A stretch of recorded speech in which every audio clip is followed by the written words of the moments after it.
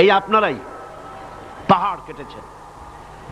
আল্লাহ পাক বলছেন আমি পাহাড় দিয়েছি যাতে করে পৃথিবী তোমাদেরকে নিয়ে হেলাদোলা করতে না পারে, পাহাড় গুলোকে গেড়ে দিয়েছে।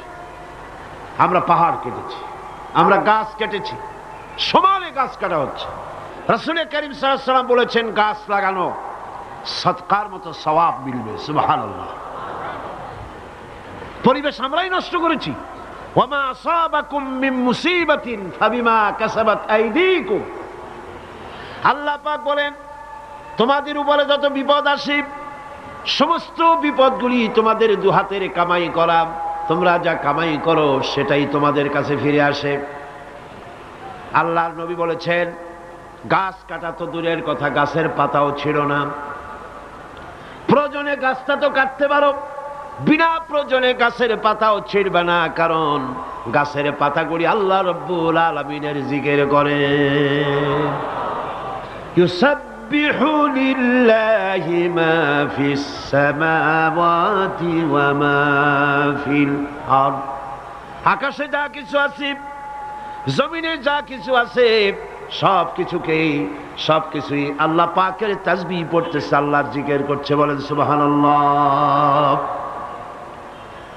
গাছ মানুষের বন্ধু।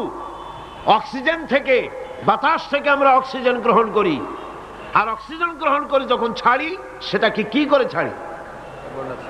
কার্বন ডাই অক্সাইড করে ছাড়ি। এটা বিষ। এই যে মাহফিলে আপনারা বসে আছেন, গোটা পরিবেশকে আমরা কার্বন ডাই অক্সাইড ছেড়ে দূষিত করে ফেলেছি। দুনিয়ার কোন গভর্নমেন্টের কাছে এর কোন ফ্যাক্টরি আছে এটাকে রিফাইন করার জন্য, এটাকে ক্লিন করার জন্য আছে? গাছগুলি আল্লাহ রাব্বুল আলামিন প্রাণী জগতের এমন বন্ধু বানায় দিলেন, আমাদের জন্য যেটা বিষ গাছের জন্য সেটা খাদ্য।